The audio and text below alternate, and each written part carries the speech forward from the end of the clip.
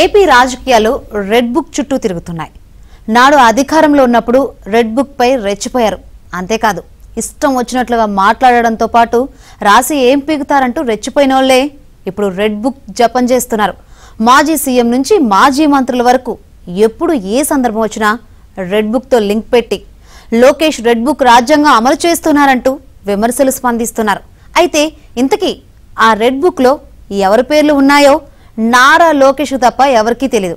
అయినా red book ను బూచీగా చూపి వైసీపీ నేతలు భయపడుతున్నారంటూ సోషల్ మీడియాలో సెటైర్లు పేలుతున్నాయి.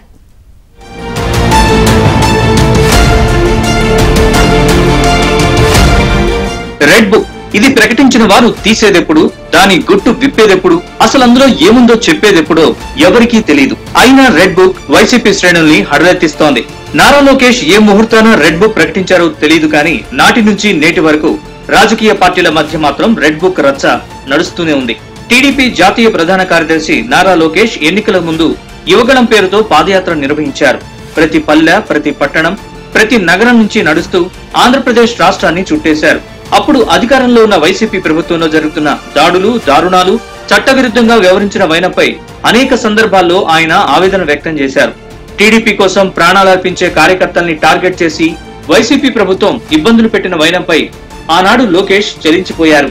జగన్ కు ఎన్నిసార్లు విజ్ఞప్తి చేసినా దాడులు, దారుణాలు, అక్రమ కేసులు ఆగలేదు. దీంతో నారా లోకేష్ రెడ్ బుక్ లో రాక్షసుల పేర్లు రాస్తున్నానంటూ ప్రకటించారు. ప్రతి ప్రాంతంలో కార్యకర్తలు పడిన ఆవేదన తెలుసుకుని ఆ ప్రాంత వైసీపీ నేతలు, రౌడీలు, చట్టవిరుద్ధంగా వ్యవహరించిన పోలీసులు, ఇతర అధికారుల పేర్లు రాసుకుంటున్నట్లు ప్రతి సభలో చెప్పుకొచ్చారు. కూటమి ప్రభుత్వం అధికారంలోకి వచ్చాక చట్ట విరుద్ధంగా వ్యవహరించిన వారిపై విచారణ చేసి చట్టపరంగా శిక్షిస్తామని ఆనాడే లోకేష్ స్పష్టం చేశారు. అయితే అప్పుడు అధికారంలో ఉన్న వైసీపీ నేతలు లోకేష్ ని టార్గెట్ చేస్తూ అడ్డగోలుగా మాట్లాడారు.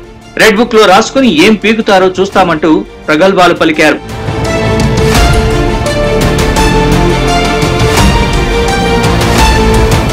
ఇదిలా ఉంటే 2024 ఎన్నికల తర్వాత ఏపీలో పరిస్థితి మారిపోయింది.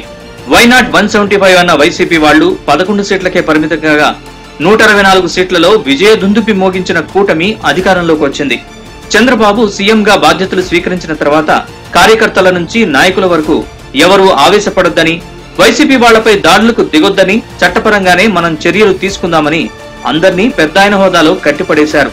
దీంతో నారా లోకేష్ రెడ్ బుక్ అంశం కూడా దాదాపుగా మరుగున పడిపోయింది. అయితే వైసీపీ వాళ్లకు మాత్రం రెడ్ బుక్ బాగా గుర్తుంది. దాని పేరు వింటేనే వణికిపోతున్నారు.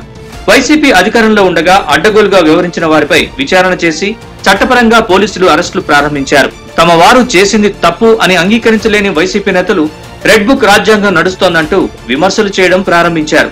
దీంతో మరిచిపోయిన రెడ్ బుక్ ని ప్రజలకు గుర్తు చేస్తూ పదే పదే జపం చేయడం వైసీపీ నేతలకు అలవాటుగా మారింది.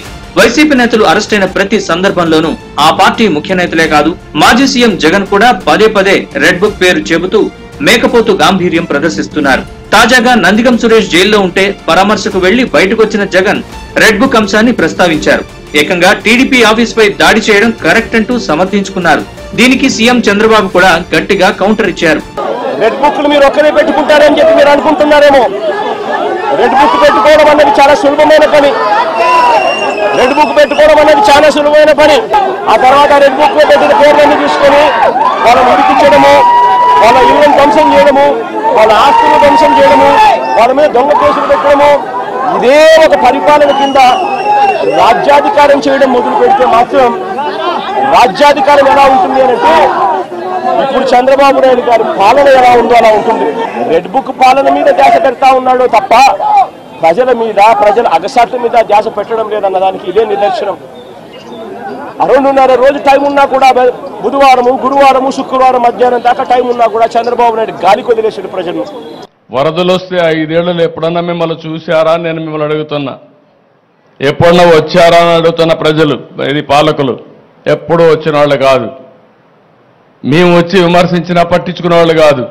కడాన నా దెబ్బకు ఎప్పుడు కూడా పరదాలు కట్టుకుని తిరిగిన వ్యక్తి బురదలోకి వచ్చే పరిస్థితికి వచ్చాడు. కనీసం ఆపరణ చేశాడు. ఒకరోజు తిరిగాడు, మళ్ళా పారిపోయాడు. అంటే వీళ్ళు రాజకీయాలు మాట్లాడుతున్నారు. ప్రజాసేవ కోసం వచ్చిన వ్యక్తులు ఏ వ్యక్తి అయినా సరే ఒక పద్ధతి ఉంటుంది, ఒక ప్రొసీజర్ ఉంటుంది. అసలు రెడ్ బుక్ లో ఏముందో రాసిన వ్యక్తికి తప్ప ఎవ్వరికీ తెలియదు. ఆయన ఇంతవరకు దానిపై నోరు విప్పలేదు, చెప్పలేదు. రాష్ట్రం మొత్తం రెడ్ బుక్ వ్యవహారంపై చర్చ నడుస్తోంది. నారా లోకేష్ నిజంగా రెడ్ బుక్ తీసి ఆ పేర్ల ప్రకారం చట్టపరమైన చర్యలకు టార్గెట్ చేసుకుని దిగితే అసలు వైసీపీలో గాని ఆనాడు వారికి సపోర్ట్ గా ఉన్న అధికారులు ఎంతమంది ఊచలు లెక్కించాల్సి వస్తుందో తెలియని పరిస్థితి. నాడు రెడ్ బుక్ పై సెటర్లు వేస్తూ కించపరిచిన వాళ్లే ఇప్పుడు రెడ్ బుక్ గురించి భయపడుతూ మాట్లాడుతుంటే చూసేందుకు ఆ కిక్కే వేరప్ప అని టీడీపీ నేతలు ఆనందపడిపోతున్నారు. ఇక ఈ రెడ్ బుక్ పై జగన్ స్పందించినప్పుడల్లా సోషల్ మీడియాలో సైతం సైకో సీఎం అంటూ జగన్ కు సెటర్లు వేస్తూ పోస్టులు పెడుతుండడం విశేషం. ఏదైనా కాలం కలకాలం ఒకేలా ఉండదు. సమయం అందరికీ వస్తుందనేది ఇప్పుడైనా వారు అర్థం చేసుకుని అర్థవంతంగా విమర్శలు చేస్తే ప్రజా జీవితంలో ఉంటారు. లేదంటే 11 కాదు కదా అసలు పార్టీనే అడ్రస్ లేకుండా పోవడం ఖాయమని రాజకీయ పార్టీల విశ్లేషకులు అభిప్రాయపడుతున్నారు.